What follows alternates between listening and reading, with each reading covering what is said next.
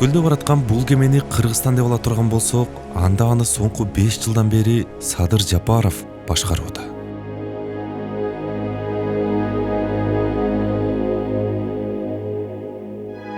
Ушуга кантип чыдап отурасыңар? Кантип ушуган дитиңер барып добуш берип атасыңар? Депутат кезинде саясий окуялардан улам кылмышчы козголгондо чет өлкөгө чыгып, кийин камалып, кыргыз саясатындагы эң татаал жолду басып өткөн соң абактан түз эле мамлекет башына келген Жапаровдун феномени эмнеде?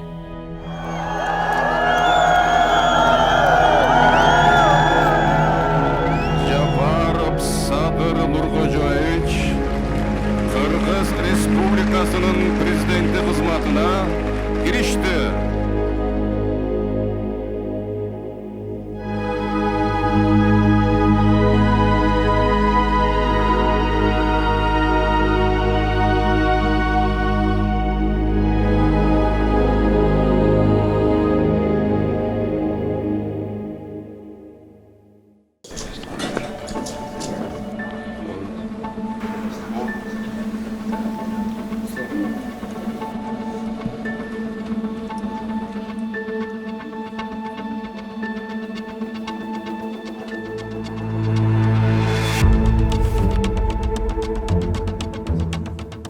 Көптөн бери видео маек элексиң.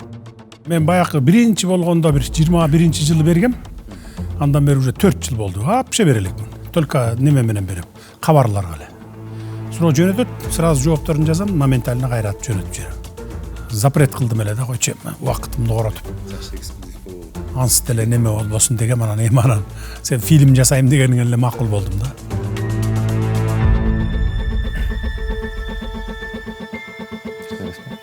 Садыр Нуркожоевич, анда маегибизди баштай берели.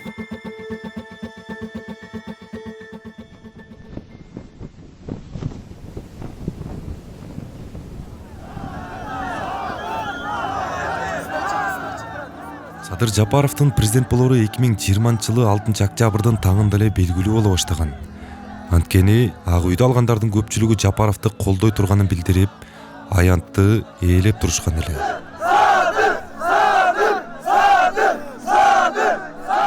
Ошол жерде октябрь окуяларын чагылдырган журналист катары мен дагы бар болчумун. Ага 3,5 жыл абакта жаткан соң тарапташтардын алдына чыккан Жапаровдун ошол күнү эмнени ойлоп, өзүнө кандай максат койгону дайыма кызык болгон. Мен камалып жаткан жерге барганда эле ошо бир мен ошолорду көрүп эле маган үмүт артып атканын сездим. Аянтка келгенде аякта бир 20 миңдей адам болуп кетти. Ого өтер мен ушу бул бир гана ушу маган үмүт артып калган экен дедим. Анткени мурда байланышып атканда тарапташтар менен, мекенчилдер менен, эл менен байланышып отургандан отуруп комментарийлерди окуганда деле көп жазып атчу. Бир эле үмүтүбүз ушу Садыр Жапаровдо калды. Ошону чыгарып келип президент кылыш керек. Ошондо ушул оңойт болуш керек деген үмүттү окучум да. Анан сезип турчумун. Анан келип туруп анан кийин айттым, мына мен баарын кылам, силер мени угуп эле тургула, тарагыла, мародерчулук кылбагыла, талкалабагыла, өрттөбөгүлө эч нерсени. Бул өзүңөрдүн эле мүлкүңөр. Мына ак үйдү талкалап салыпсыңар, болду, андан башка эч нерсени талкалабагыла деп туруп айтып, анан кийин мен баарын кылам, силердин үмүтүңөрдү актайм мен деп айтып аттым. Акырын тарап кетиңиздер. Бул жерден тарап кетиңиздер. Биз барып уксаңыз. Биз барып туруп бийликти легитимизациясы боюнча иш жүргүзөлү.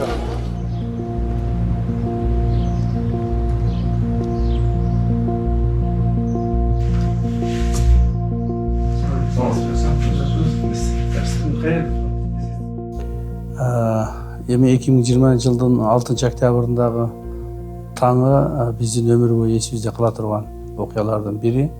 Себеби дегенде ошол маалда Садыр Нуркожоевич экөөбүз эл алдына биринчи ирет ошол акыркы бир 7-8 жылда биринчи ирет чогуу чыктык да.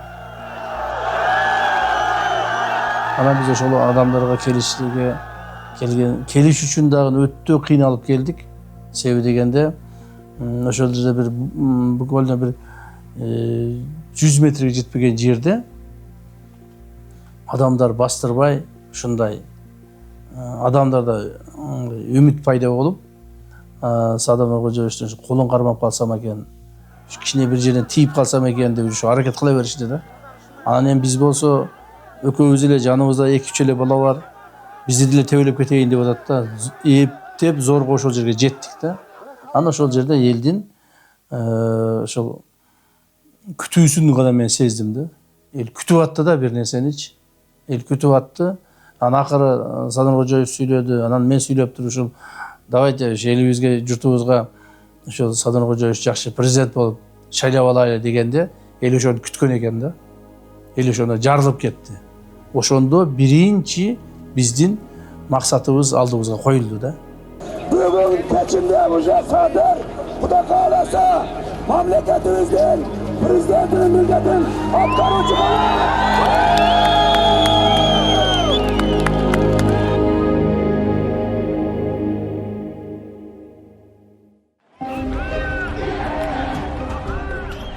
Кыргызстандын эгемен тарыхында 3 жолу мөөнөтүнөн мурда бийлик алмашты.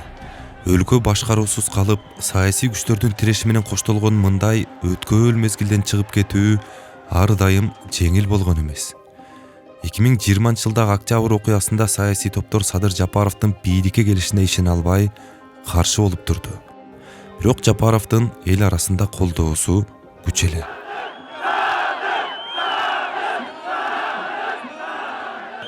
Муну Айриай же болбосо эл аралык республикалык институттун изилдөөсү да көрсөтүп турган. Садыр Жапаровго байланыштуу айта турган болсок, 2020-жылга чейин жүргүзүлгөн сурамжылоодо анын рейтинги дайыма жакшы болуп келген. Башкача айтканда, дайыма туруктуу колдоочулары болгон. Кумтөр маселеси үчүн күрөшүп жүргөн мезгилден тартып эле эл аны өз кызыкчылыгын коргой ала турган, керек болсо бийликке каршы туруп, эл тарапта боло алган саясатчы катары кабылдап келген. 2021-жылы президенттик шайлоо алдында жолукканда ал мага абдан бир кызыктуу суроо берди. Ал мен жөнүндө оюң кандай деп сурады. Мен ойлонуп калдым. Себеби мындай суроого дароо жооп бере албайсың. Бирок бул суроого мындай деп жооп бердим. Акаев, Бакиев, Атамбаев, Жээнбеков анан Садыр дедим. Эл башка президенттерди фамилиясынан, ал эми Жапаровду атынан тааныганы анын элге жакындыгын түшүндүрөт. Ушул аралыкта бир кыска бир 10 күн болгону менен чындыгында эле аябай көп окуя болду. Анан сизден сурайын дегеним, кайсыл учур болбосун кырдаал колдон чыгып мындай өлкөдө башламандык болуп кетүү, коркунучу же болбосо тобокелчилиги бар беле ошол учурда? Сөзсүз бар болчу, анткени сырткы күчтөр дагы өтө катуу кийлигишип турган.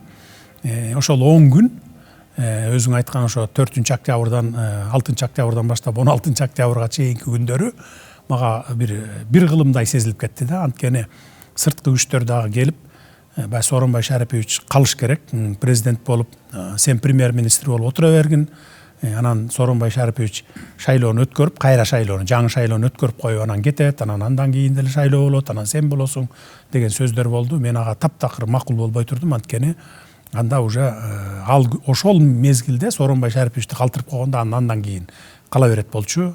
Мен болсо 1-2 ай иштеп туруп премьерликтен кетет элем дагы, кайра эле ошондой окуя баягы эле илгерки нерсе улана берет эле да.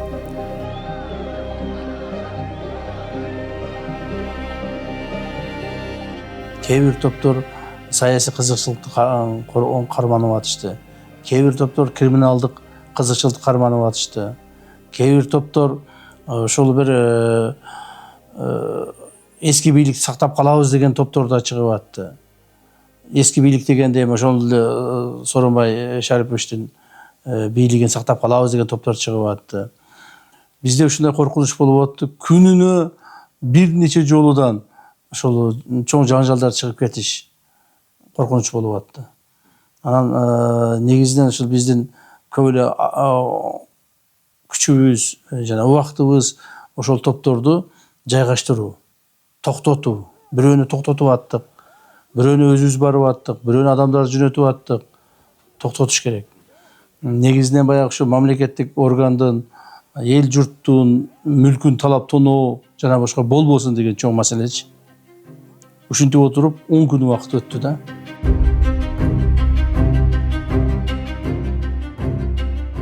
бут тозуулар пайда болду. Баягы депутаттар толук чогулбай калды. Анан баягы ишеним кат менен шайлашты. Анан андай болбойт эле, ар ким өзү катышыш керек эле дегенде. Анан где-то бир 10 экен, кайрадан чогулуп дагы шайлады.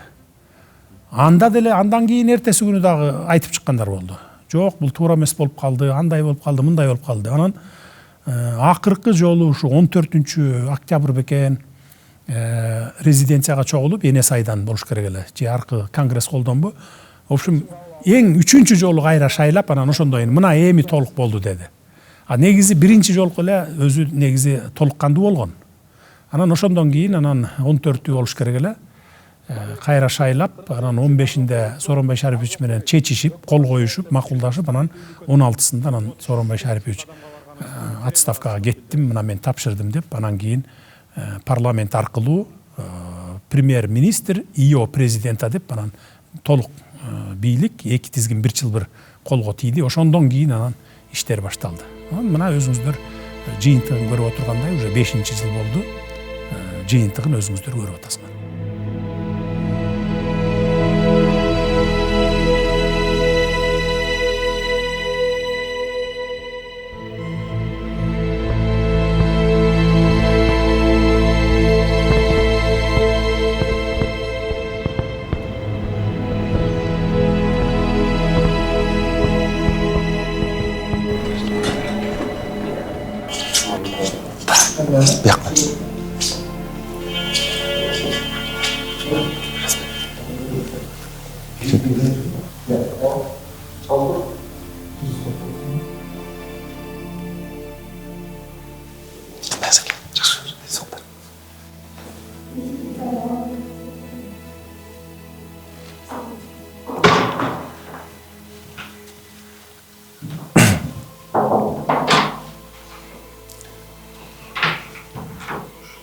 Журналисттерден, камера менен киргендерден биз биринчи болду окшойт кабинет.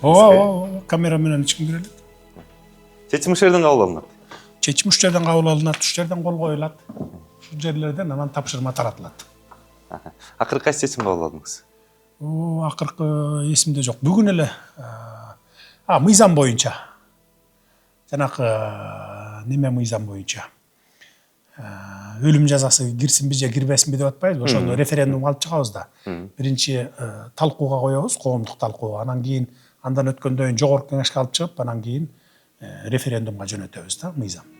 Ошол боюнча талкуу болуп, ошол боюнча тапшырманы жөнөттүк. Ичине өзгөртүү киргизет.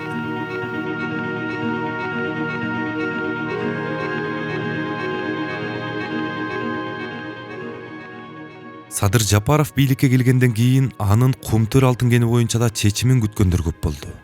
Бул чечим Жапаровдун саясий эркин сынап, анын канчалык чечкиндүү экенин көрсөтмөк. Анткени Жапаров 2010-жылы 2 жолу депутат болуп шайланып келгенден кийин Кумтөрдү мамлекетке кайтарып алуу сунушун айтып, алтын кенге байланыштуу маселе анын негизги темасына айланган. Эмне үчүн муну кылбайбыз? Мен деле соттон уже 2011-жылы, 10-жылдын аягында мен депутат болуп келдим. Анан 11-жылдан баштап бүт материалды топтоп алгандан кийин көзүм жетти. Кумтөрдү өзүбүзгө алсак болот экен. Комиссия түздүм, мени председатель кылышты. Ал да оңой эмес менен түзүлдү. Анткени эми Кумтөр мафиясы ал тиги чет өлкөдө эле эмес да, биздин Кыргызстандын ичинде дагы укмуштуудай мафия болчу да. Бул эң күчтүү мафия десек болот да, анткени аякта миллиарддаган долларлар тегеренип турат. Азыр деле көрүп атпайсыңар мынакей. Анан төрага болгондон кийин бардым дагы уже 4 айдын ичинде текшердим, күнү түнү дебей уктабай. Ошондо дагы аябай катуу бут тозуулар болду. Парламентке алып келгендеги жыйынтыгын көрдүңөр тигине.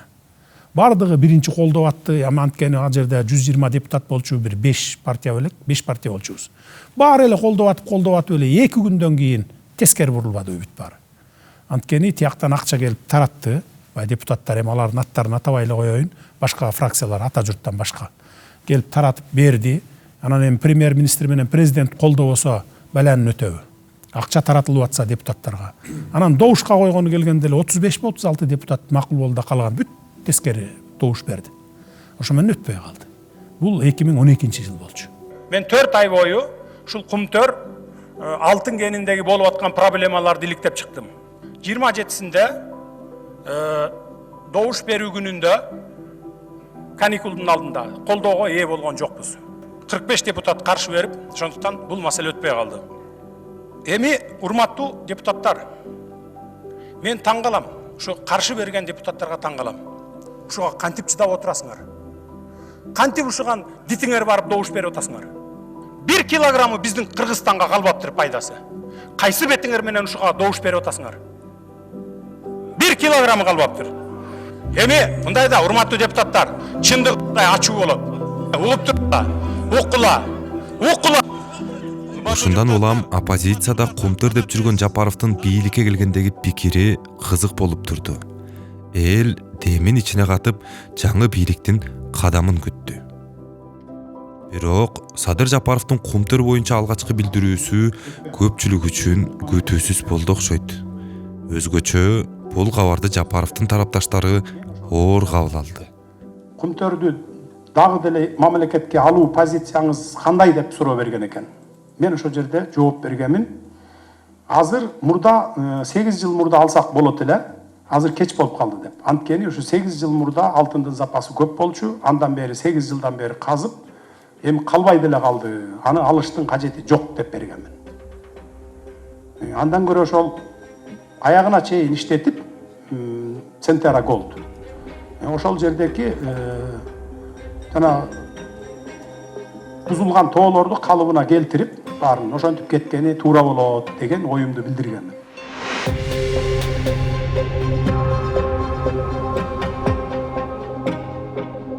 Көрсө бул билдирүү кумтөр менен боло турган чоң салгылаштын алдындагы тактикалык жүрүш болгон экен. Мен келип эле баягы кумтөрдү алабыз десем, деп айтсам, анда кумтөр баарын талкалап, уже кийин алтын кумтөрдү иштетишке кыйын болуп калгандай кылып кеткен тат. Бул биринчиси. Экинчиси, шайлоо турат алдыда. Уже бир 1-2 айдан кийин эле шайлоого кирген тасың, анан шайлоодо дагы өтө катуу буттосуулар болмок маган. Балким шайлоого да жетпей калышым керек беле, анткени миллиардтар ойноп аткан жерде бир 5-10 миллион доллар берип туруп, заказ берип койсоң ойле да.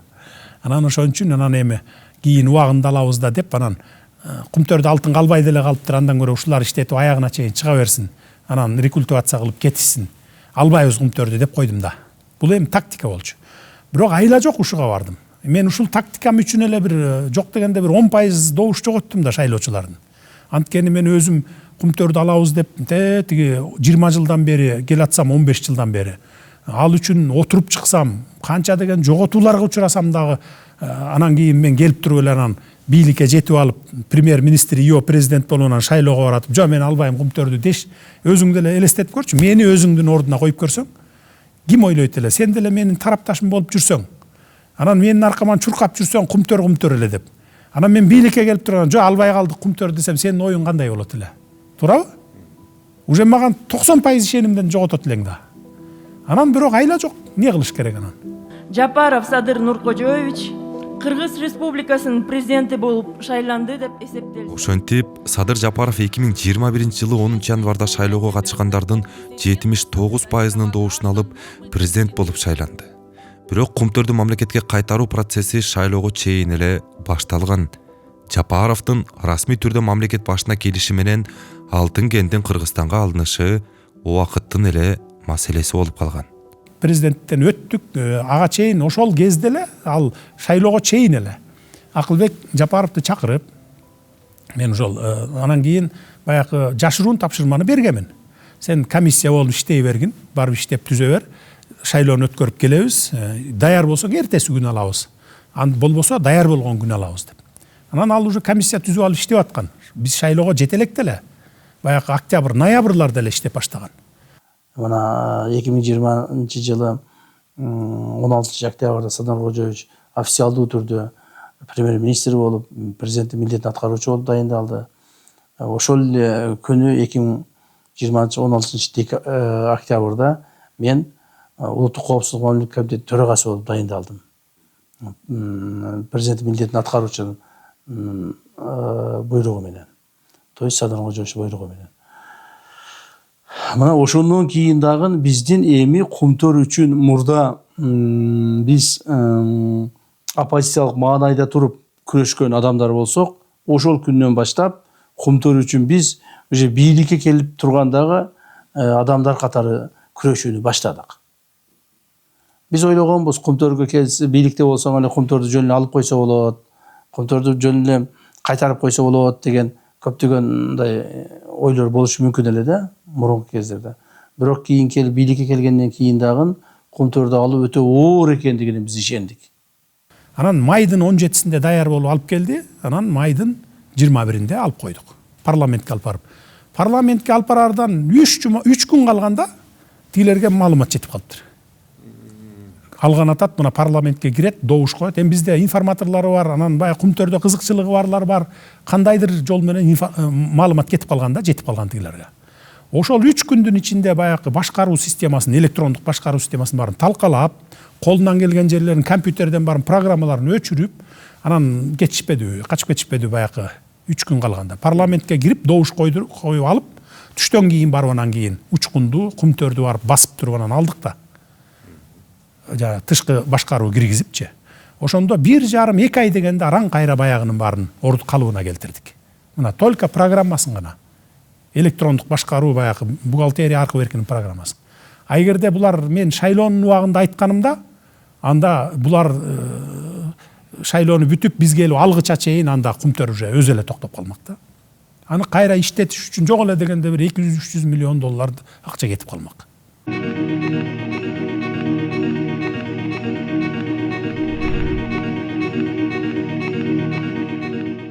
7 майда Бишкектин Октябрь райондук соту Сентера Голд компаниясын Кыргызстандын экология мыйзамдарын бузган үчүн мамлекетке 261 миллиард 719 миллион сом кенемте төлөп берүүгө милдеттендирет. Соттун бул чечими Кумтөргө убактылуу сырттан башкаруу киргизүүгө негиз болуп берген. 17 майдан тарта Кыргызстан Алтын кенттин башкаруусун өз колуна алды.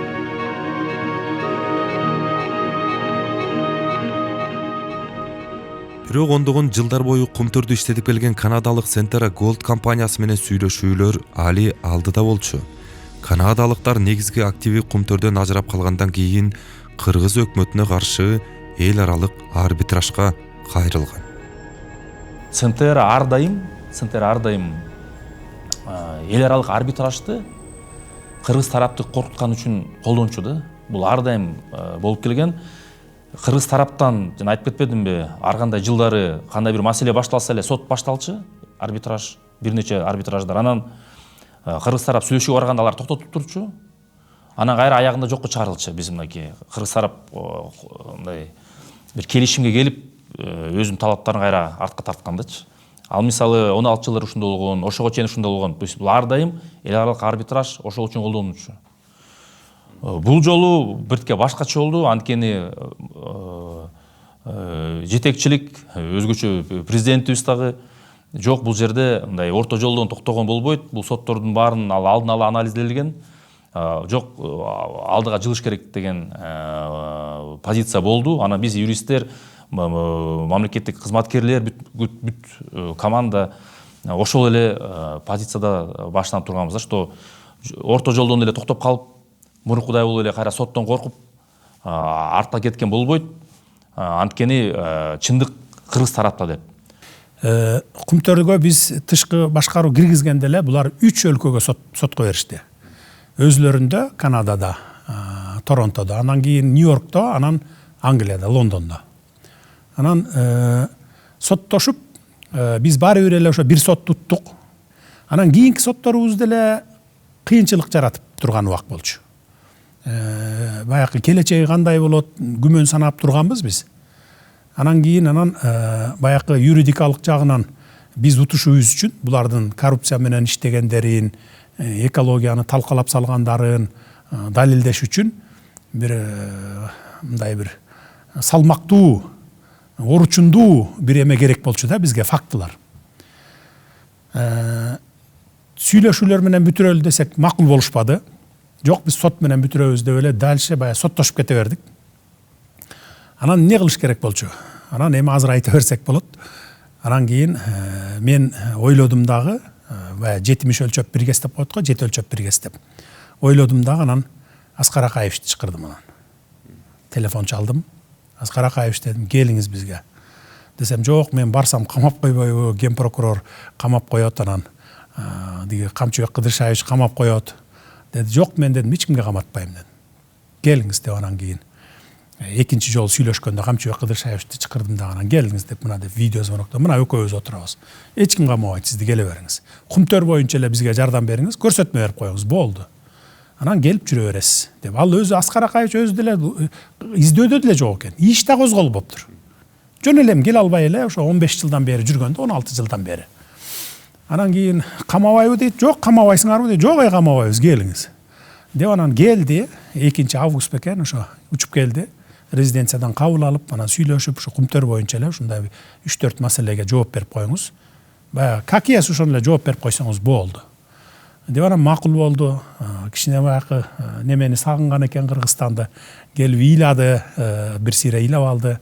Мына 16 жыл болуптур, 16 жылдан кийин келип атам деп, анан кийин болду, эми мындан кийин келип туруңуз, сизге жол ачык деп, анан ошо менен анан кийин улуттук коопсуздук кызматына алып кетти. Алып барып анан кийин 1-2 күн баягы допросторго жооп берди. Жакшы жооп берди баягы.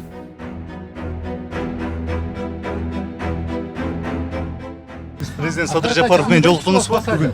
Жолуктум, жолугуп учураштым. Резиденцияга бардыңызбы? Ооба, резиденцияда жолугуп учурашып, ыраазычылыгымды билдирдим ушундай жол ачып бергениңизге деп. Анан мен ошо Кумтөр боюнча болгон билгенимдин баарын айтып берип, республикага бардыгыбыз жардам беришибиз керек. Мына дедик, Аскар Акаевич көрсөтмө берди. Болгонун болгондой айтты. Мына силер коррупция менен иштегенсиңер биякта. Экологияны талкалаганыңарды ал биз жөн эле доказать этебиз, далилдеп беребиз. Деп анан мынакей дегенде керекпи? Бакиевди да алып келебиз да, анын дагы ага дагы бир берчү 5-6 сурообуз бар. Максим дагы бул жерде коррупция менен заниматься эткен. Аралашкан силер менен. Сентера Голд менен, мурункулар менен мынакей турат. Керекпи? Бакиевди да чакырып келебиз. Эми сүйлөшүүлөргө барбасаңар, анда биз Бакиевди да чакырабыз дагы, анан кийин иш козгоп туруп баарыңарга анан Интерполго жарыялайбыз дедик. Анан эле кол көтөрдү. Болду, сүйлөшүүлөргө баралы деди. Сүйлөшүүлөрдү өзүлөрү сунуштагыла дедик. Дубайды сунушташты, Турцияны сунушташты, иши кылып ар кайсакты. Анан акыр аягында айтты, жок, аяктын баары болбойт экен, бизге Женевага келгиле деди.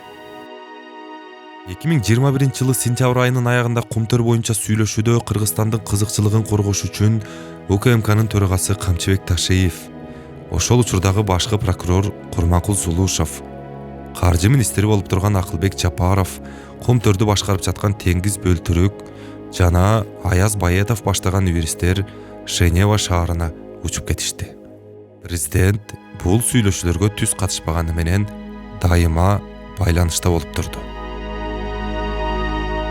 Женевага барышыбыз керекпи, барбашыбыз керекпи, кимдер барыш керек, ошонун баардыгынын башында Садыр Кожоевич өзү турган. Бирок түздөн түз мындай сүйлөшүүлөргө ал киши барган жок, биз барып сүйлөшүп келгенбиз. Ошол жердеги ар бирибиз ушунчалык баягы Кумтөрдү мамлекетке алыш үчүн идеологияга суарылганбыз. Бардыгыбыздын башыбызда дагы, колубузда дагы документтерибиз бар эле да. Ошол жерде биз жанагы жолугушуу өткүзгөндө өтө каттуу оор жолугушуулар болду да. Бирок биз аларды мындай не деп коет, ынандыра алдык да. Ынандыра алдык. Бир жагынан белки биз менен барган адамдар аларды мындай документтерди берип, ынандырып сүйлөшүп атса, мындай дипломатиялык тон менен. Ал эми мен ачыктан ачык эле айткам ошол жердечи. Силерди мен камаймын депчи. Силерди камаймын. Бир күн убакыт келет. Мына азыр биз силерди Интерполго беребиз. Андан кийин силердин артыңардан түшүп жүрүп бир күн камаймын силерди. Дегенде алар дагы чочуп кетишкен. Ой, силер эмне деп сүйлөп атасыңар? Антип биз переговор кылбайбыз силер менен депчи. Бирок мен ойлоймун, кийин ойлосом, ошол биздин тактикабыздагы өзүнүн жемишин берди деп ойлоймун да. Условияларын айтыптыр. Мен айттым, жок, бул болбойт. Бизге моул эмелерди кылып берсин. Анан кийин макулбуз деп. Анан баягы видео эмелер менен, онлайн сүйлөшүүлөр менен жүрүп отуруп, анан кайра окончательно ошол Женевага чакырышты. кайра баягы төртөө барды.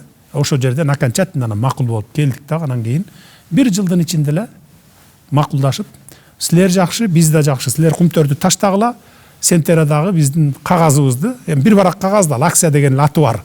Ошону силерге таштайбыз. Болду, анда бири-бирибизге претензиябыз жок болсун деп туруп, анан кумтөрдү 100% алып койдук. Мына бүгүн 4 миллиардка жакын киреше алдык биз Кыргызстан.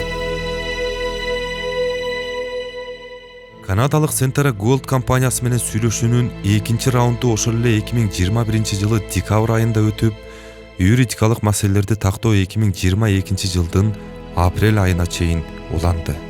Урматтуу кыргызстандыктар, кымбаттуу 4 апрелде президент Садыр Жапаров элге кайрылуу жасап, Кумтөр алтын кени толугу менен Кыргызстанга өткөнүн жарыялады. Кумтөр алтын кени Кыргызстандын толук ээлигине биротоло кайтарылганын кыргыз элине жана жалпы дүйнөлүк коомчулукка жарыялаймын.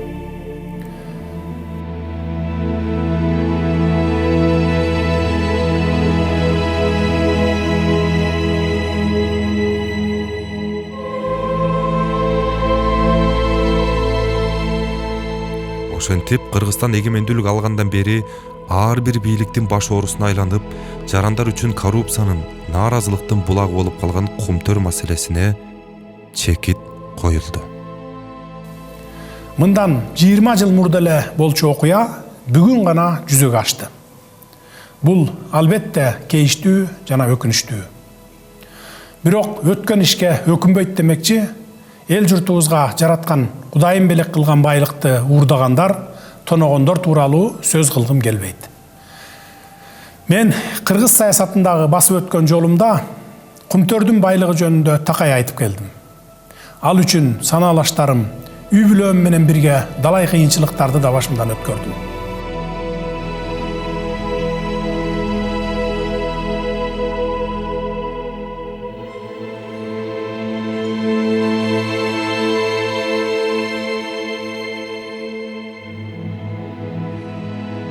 Бул жерде мен белгилей кетчү негизги маселе эмне үчүн биздин мурдагы жетекчилерибиз ушу бизге чейин 4 жолу бийлик алмаштыбы, 4 жолу бийлик алмашты да.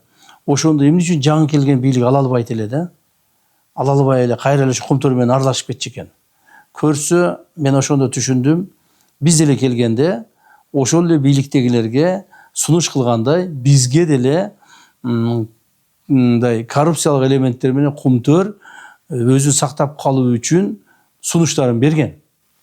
Бул кандай сумма жөнүндө сөз болот? Бул болжолдоп айтсаңыз. Чын айтканда суммага, конкреттүү суммага биз жеткен эмеспиз. Бирок булар сунуш берген. Биз сиздерге ошол кайсыл бир деңгээлде финансылык жактан колдойлу. Мына жакында президент болот Садыр Кожоевич, ошого колдойлу. Андан сырткары материалдык жактан колдойлу деп ушундай бир ачык айтылбаса дагы чоң суммадагы финансылар айтылган да. Бирок Садыр Кожоевич ошондо бир чечим кабыл алган. Биз ушу Кумтөр менен Кумтөр деп ушуга чейин чоң кыйналдык, Кумтөрдү алабыз деп аракет кылдык. Эми биз кайрадан Кумтөр боюнча коррупцияга берилип кетпейбиз. Биз ушул жерде раз навсегда чечим кабыл алабыз. Кумтөрдү элге өткүзүшүбүз керек, мамлекетке өткүзүшүбүз керек. Бирок бул оор жол болот деп айткан эсимде бар да. 80 депутаттын добушу менен комиссия түздүрүп, мен 4 ай бою ушул Кумтөр алтын кениндеги болуп аткан проблемаларды иликтеп чыктым. Садыр Жапаров Кумтөрдү мамлекетке кайтаруу аракетин алгачкы жолу 2012 жылы депутат болуп турганда жасаган. Анда алардын планы ишке ашпай, Садыр Жапаров кыргыз саясатындагы эң татаал тагдырга туш болуп, өлкөдөн чыгып кетүүгө, кийин абактада отурганга мажбур болду. Ошол эле учурда Кумтөрдүн арты менен элдин ишенимин чогултуп, саясий салмак да топтой алган. Акыры Жапаров 2012 жылдагы планын, ошондон берки элге берген убадасын 2021 жылы президент болуп турганда ишке ашырды.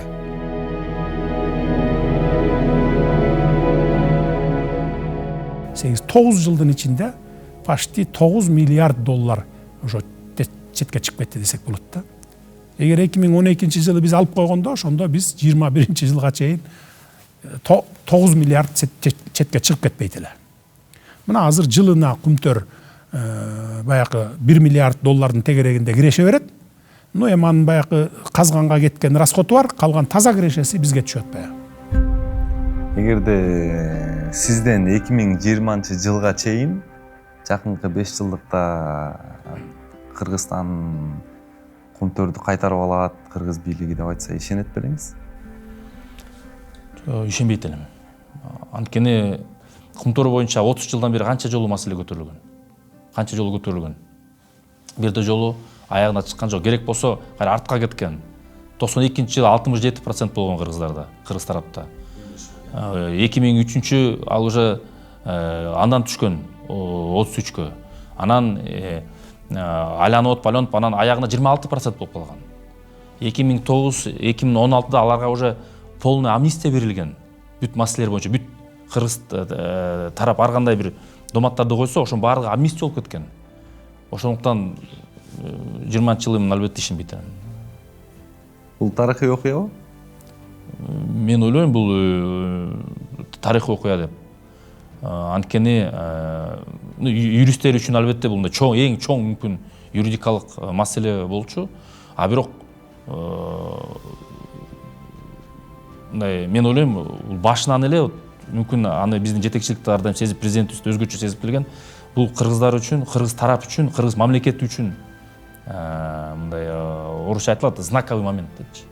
Анткени ошого чейин бизде мүмкүн комплекс болуп келген, ушундайды ишете алабызбы, биз кыргыз тарап ушундайга негизи ушундай проектти өзү алып кете алабы депчи.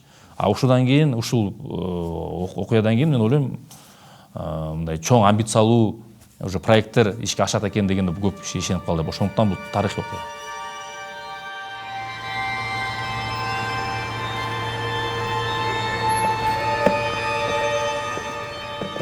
Кумтөр 95-тен бери ар бир бийлик келген Кумтөрдү чечебиз деп 2005-та, 2010-да, 2015-та кайра Кумтөрдүн коррупциялык иштерине аралашып кеткен. Кумтөр башталганда, мисалы үчүн 2017 жылы 1 тонна алтын 64 миллион доллар эле. Азыр 1 тонна алтын 119 миллион доллар, экиси кымбаттады да. Азыркы күндө сөздүн түз маанында айта турган болсок, бул жеке Садыр Жапаровдун президент катары чечкиндүүлүгү. Президент болгонго чейин бул баягы саясий демилге болсо, мындай демилгени депутат кезинде Текебаев да көтөргөн. Биз Кумтөрдү улутташтырышыбыз керек деп мыйзам долбоорунда сунуш кылган. Бирок өкмөт ал доордогу президент колдогон эмес. Садыр Жапаров да колдогон эмес. Ал доордогу өкмөт президент. Бирок өзү эл ишеним көрсөткөндөн кийин сөзүнүн аягына чыкты. Кумтөр азыр толук бойдон Кыргызстандыкы, биздин бюджетке көбүрөөк каражат түшүп жаткандыгы ошол негизинен Кумтөрдөн түшкөн дивидендтерден.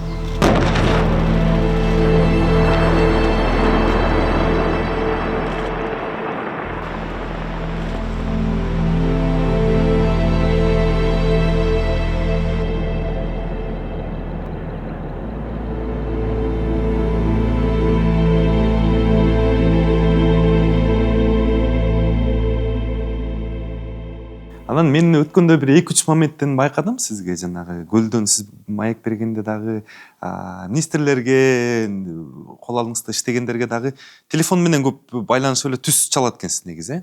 Ооба, анткени бул жакшы окат да. Мисалы, бул жерден түз эфир кылсаң дагы болот, онлайн. Онлайн кылсаң да болот, мындай тапшырмаларды берсең да болот. Анан кийин мен WhatsApp группага атайлап министрлер менен губернаторларды, министрлерди өзүнчө, губернаторларды өзүнчө, анан акимдерди, айыл өкмөттөргө чейин өзүнчө группаларды түзүп койгом. Анан кээде мындай бир зарыл, анан тез арада бүтүш керек болгон болсо, түздөн түз эле ошо группалардан тапшырмаларды бере берем. Мына могул сага тиешелүү экен, сен аткар, тез арада аткар деп. Тигил сага тиешелүү экен, сен аткар деп эле бардыгына тапшырмаларды ушул жерден түздөн түз бере берем. Анан мунун эң жакшы нерсеси, мисалы, түз эфирде мисалы коопсуз шаарды карап отурсаң болот. Баягы мекемелерди, завод, фабрикаларды түздөн түз карап отурсаң болот. Я курулуштарда камера турат да. Канча киши иштеп атат, темпи кандай. Анан Кумтөрдү, мисалы, Кумтөрдө бир 500гө жакын камера бар. Ар бир жерине. Кумтөрдөгүнү ал ачып алып карап отура берсең боло берет. каерде ким кандай иштеп атат деп түз эфирден онлайн. Алда жазылып турат и немесинде сакталат жесткий дискте. Каалаган убакта ачып көрүп алсаң болот. Мына кумтөр столуңуздун үстүндө да турат экен, Биякта да турат да. Бул уже жерди алдына кирип аткандагыбыз да, жер алдына кирип казып атабыз да, эмелерди неметпейли деп баягы. Мөңгүлөрдү талкалабайлы деп. Анан немесине дагы мына ЗИФ. Бул баягы неме? Хвостохранище бар го? Баягы хвостохранище. Ошону алып туруп биз завод салып атабыз да, анын алдында хвостохранилищеде 110 тоннадан ашык алтын жатат. Баягы фабрика, азыркы иштеп аткан фабрика алтынды толук 100% бөлүп ала албайт да. Какой-то части неме менен пульпа менен немеге кетип калат, хвостохранилищеге. Азыр хвостохранилищенин алдында жатат 100 тоннадан ашык. Ошону биз 10-15 жылда алып бүтүшүбүз керек. Ошого фабрика салып атабыз азыр. Ылдый жагына фабрика салып туруп, баягы баткакты алабыз дагы, переработка кылабыз. Алтынын готовый алтын да, мелкий алтын баягы көзгө көрүнбөгөн. Ошону бөлүп алабыз дагы, хвостохранилищеден калганын кургак кылып туруп алып чыгып таштайбыз. Ал уже коркунуч жаратпайт. Азыркы хвостохранилище коркунуч жаратып турат. Эгерде жырылып кете турган болсо, нарын суусуна барып куят. Ар бир адамдын кыялы болот. Мисалы, кээ бирөө мамлекет башчы болгонду кыялданат экен, кичинекей балдар кээ бирөө. Анан мамлекет башчы эмне жөнүндө кыялданат? Сиз эмне жөнүндө кыялданасыз? Кыялданган, өзүң айткандай кичинекей балдар президент болгонду кыялданат деп биз мурдайым президент болсок минтет элек, тигинтет элек деп кыялданчубуз. Азыр эми кыялыбыз, кыялданганым эми баягы биздин мамлекетибиз биринчи 10-дук мамлекетке кирсе деп кыялданат экенсиң да. Дүйнө жүзүндөгү. Бир 10-дукка, десяткага кирсек деп кыялданат экенсиң. Кудай буюрса 30-35 жылдарга барып бир 50 мамлекеттин ичине кирип калаттырбыз деген үмүтүбүз бар. Бирок кыялданганым ошо 10 мамлекеттин ичине кирип калсак кандай сонун болот эле деп кыялданат экенсиң. Кыялыңыз ишке аштыңдар. Рахмат тагы жас кемайыңызга.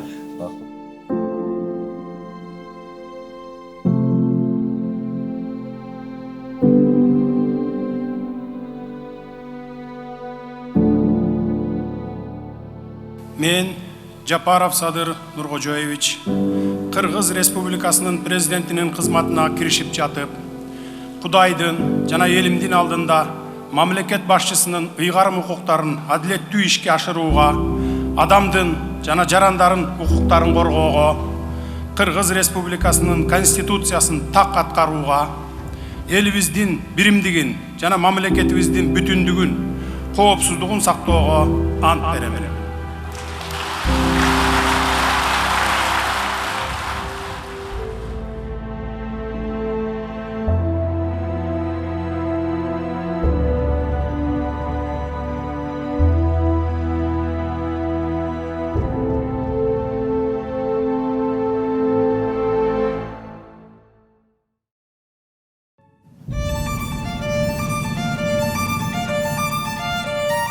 Саясаттагы жолуңузду татаал болду деп айтса болобу? Барыңар эле билесиңер, өтө татаал болду. Жөн эле татаал эмес, өтө татаал. Түнү менен иштеп, эртең менен анан Рахмонго байланышка чыктым. Барайын сага.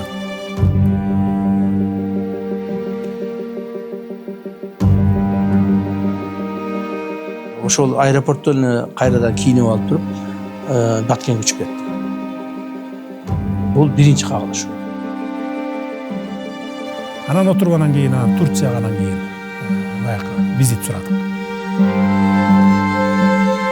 Кызуу кандуулукка алдыргандар да болду, кеңешчилер да болду. Азыркыга салыштырсам чачыңызды кичине агаралаптыр да. Кичине эмес эле көп эле агарап басты. Мен өзүм дагы салыштырамын. Эл түйсүгү түрмөдөн канчалык болор экен деп ошону сайын деп атпаймынбы? Ооро.